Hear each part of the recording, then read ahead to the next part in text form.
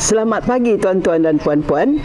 Pada kali ini kita akan belajar sistem panggilan dalam budaya Melayu tinggi.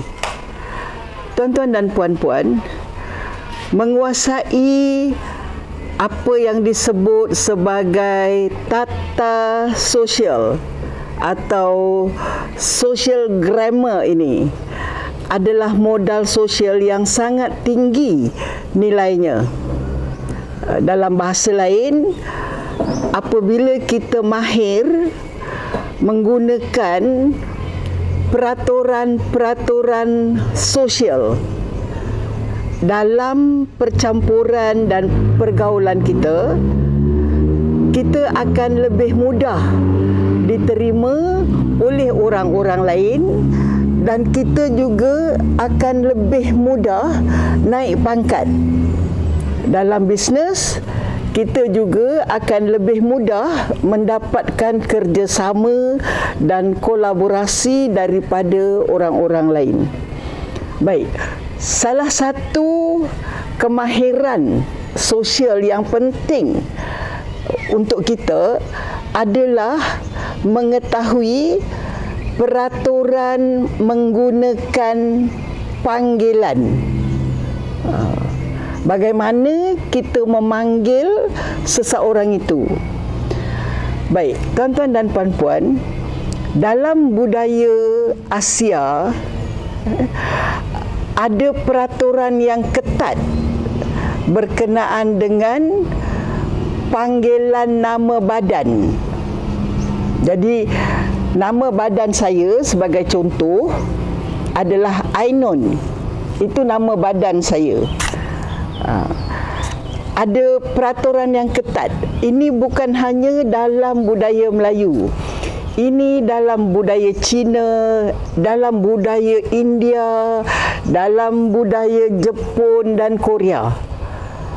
Malah dalam budaya Arab juga. Jadi dalam budaya-budaya Asia, kita tidak boleh menyebut nama badan orang dengan tidak mematuhi peraturannya. Ini sangat berbeza dengan peraturan dalam bahasa Inggeris. Dalam bahasa Inggeris, kita boleh panggil seseorang itu dengan memanggil nama badannya. Itu dianggap sopan dalam budaya Inggeris. Tetapi dalam budaya Asia itu dianggap tidak sopan. Malah boleh dianggap biadab. Baik, dalam budaya Asia, bilakah masanya kita boleh memanggil seseorang itu dengan menggunakan nama badannya? Jadi, sebagai contoh, nama orang itu Aiman. Bilakah masanya kita boleh memanggil Aiman menggunakan nama Aiman? Contohnya, kita tanya dia, Aiman, kamu nak ke mana? Bila masanya kita boleh gunakan nama badan itu? Kita hanya boleh memanggil seseorang menggunakan nama badannya dalam situasi ini. Pertama, orang itu rakan sebaya dan kawan baik kita. Rakan sebaya dan kawan baik.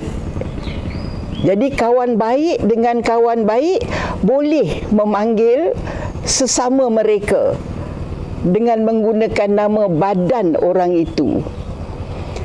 Kedua, apabila kita bercakap dengan orang yang lebih rendah daripada kita. Jadi contohnya, seorang guru bercakap kepada anak muridnya.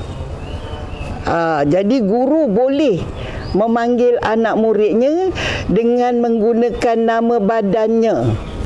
Jadi guru boleh panggil anak muridnya yang bernama Aiman dengan menggunakan nama Aiman.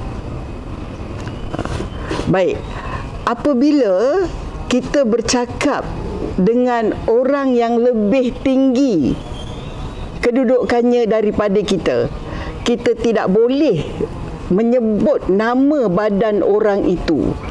Jadi sebagai contoh, murid atau pelajar tidak boleh memanggil gurunya dengan menyebut nama badan guru itu. Jadi sebagai contoh, pelajar tidak boleh berkata begini, "Selamat pagi Cikgu Fatimah."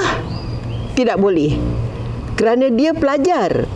Jadi gurunya itu kedudukannya lebih tinggi daripada pelajar itu. Jadi dia tidak boleh sebut nama badan gurunya. Dia hanya boleh sebut nama jawatan guru itu. Jadi Aiman berkata kepada gurunya, "Selamat pagi Cikgu." Tetapi gurunya boleh sebut nama Aiman. "Selamat pagi Aiman." Boleh. Tetapi Aiman pelajar tidak boleh sebut nama gurunya. Jadi mesti berhenti pada "Selamat pagi Cikgu." Begitu juga seorang jururawat bercakap kepada seorang doktor. Jururawat itu tidak boleh menyebut nama badan doktor itu. Sebagai contoh, jururawat tidak boleh berkata, "Selamat pagi Dr. Hamdan." Tidak boleh. Dia hanya sebut, "Selamat pagi doktor." Ini peraturan dalam budaya Asia, ya tuan-tuan. Semua budaya Asia begitu. Semua budaya Asia begitu. Jadi dalam budaya-budaya Asia, kita memanggil seseorang itu dengan menggunakan, pertama, seandainya orang itu ada jawatan, kita menggunakan nama jawatannya. Jadi kita sebut sebagai contoh, "Selamat pagi Cikgu," "Selamat pagi Ustaz," "Selamat pagi Doktor." Begitu. Seandainya orang itu ada nama kehormatan, nama hormat, kita pun hanya sebut nama hormatnya sahaja.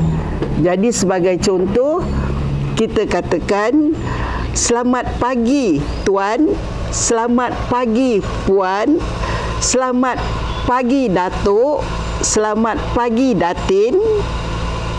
Sebab itu nama hormat. Jadi sebagai contoh, tuan-tuan dan puan-puan, apakah nama hormat orang itu? Apa nama hormatnya? Jikalau nama hormatnya itu sebagai contoh adalah Tuan Haji, jadi kita sebut, "Selamat pagi Tuan Haji." Ataupun nama hormatnya adalah Puan Hajah, jadi kita sebut, "Selamat pagi Tuan Hajah, Puan Hajah." Jikalau nama hormatnya itu adalah YB, kita sebut, "Selamat pagi YB."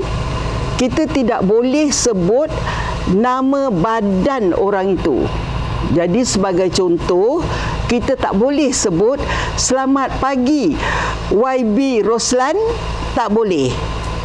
Jikalau nama hormat itu adalah Datuk, kita sebut nama hormatnya sahaja. "Selamat pagi Datuk." Kita tak boleh sebut, "Selamat pagi Datuk Habib." Tak boleh. Jadi tuan-tuan dan puan-puan, sekian sahaja untuk kali ini. Kita akan sambung lagi pada masa hadapan. Sekian, terima kasih.